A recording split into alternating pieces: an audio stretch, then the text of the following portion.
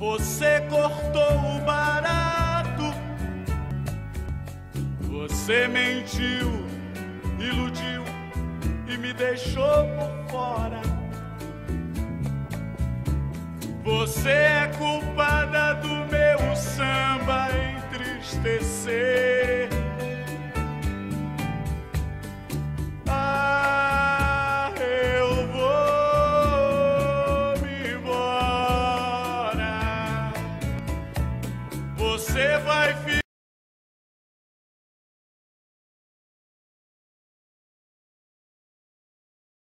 Então nós temos o Estado de Minas Gerais, que o governo começou assim, justificando o choque de gestão, dizendo que precisava enxugar o Estado. E vieram perseguições, anos de perseguições, anos de pressão para as pessoas aposentarem e ficarem à míngua, porque o governo, para esse governo não existe salário, existe prêmios. É outro processo na infantilização do servidor público.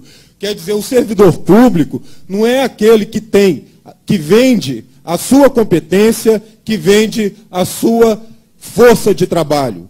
Não, o governo não encara dessa forma. Ele encara que o servidor público é alguém que está ali entulhando o Estado, que está de favor, e se ele fizer hora extra de graça, porque o Estado não paga hora extra, diz que paga só pro forma, mas na prática acaba tendo que fazer, senão os serviços não funcionam, é submetido a um processo de informatização brutal, em que em 6 horas de trabalho ou em 8 horas de trabalho você é levado a produzir o equivalente a 12, 16 horas de trabalho. É um processo em que vale alimentação e vale transporte para aqueles que recebem, porque muitos ainda não recebem, não é direito, é prêmio. Ou seja, quem não trabalha não come. Então é o governo que se posta... É o governo que se posta não como o intermediador entre o nosso patrão de verdade, que é o povo, e nós. É um governo como se porta como o nosso papai, autoritário, que nos castiga ou nos dá um prêmiozinho, ou como a gente diz lá na Hemominas, o biscoito canino mentolado, que é esse prêmio que vai vir agora. E os nossos salários amargando um brutal arroxo salarial. Um plano de carreira que, ao contrário das promessas, não tem sabido valorizar a escolaridade acima do cargo. Na prática, os próprios gestores são impedidos pelo próprio governo que fez a lei a cumprirem essa mesma lei. Para não falar dos servidores que todo esse tempo de casa, que aguentaram tantas mazelas e tantos sofrimentos, ficaram estacionados no primeiro nível de carreira, nos primeiros níveis de carreira. Servidores esses que se arrastam pelos corredores do serviço público, porque sabem que se aposentarem vai ser difícil arrumar um barraco na favela compatível com o seu rendimento.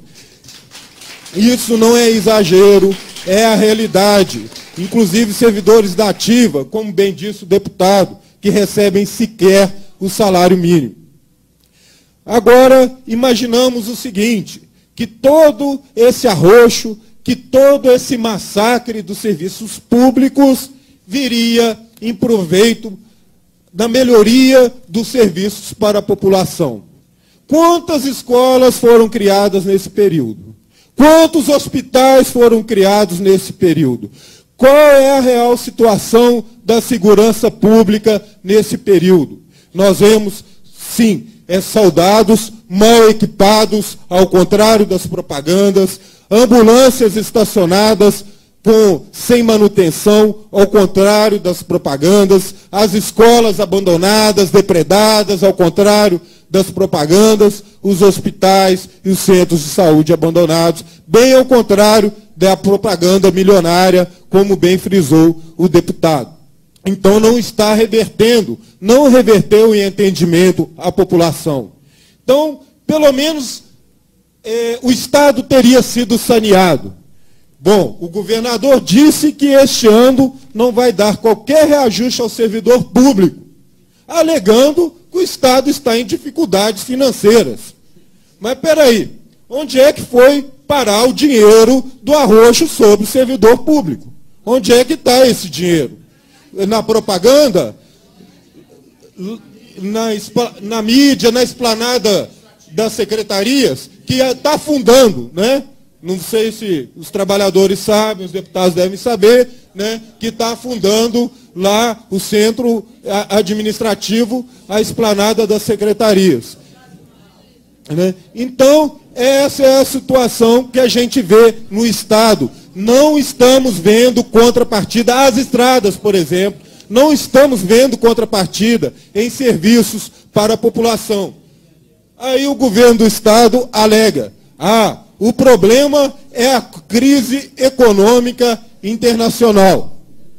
Espera aí, parece que alguma coisa está desafinando nessa viola, pois o mundo inteiro, a Organização das Nações Unidas, até o Fundo Monetário Internacional, as organizações mundiais de risco, a Organização Internacional do Trabalho, o mundo inteiro é unânime em afirmar: o Brasil é o país que menos sofreu com a crise econômica internacional, que foi o último país a ser atingido pela crise, se é que atingiu, e o primeiro a sair dessa crise. Então, continua uma falácia. Então, queremos saber, se não pode reajustar os trabalhadores, aonde está esse dinheiro? Será porque a receita do Estado está amargando um déficit de 40% da arrecadação, 40% do orçamento do Estado, da receita bruta, 40% da receita bruta do Estado está sendo sonegado. E quais são as medidas que a receita estadual, que a receita do Estado está tomando frente a estes sonegadores? Bom, ano que vem é ano de eleições. Seria medo de desagradar futuros financiadores de campanha?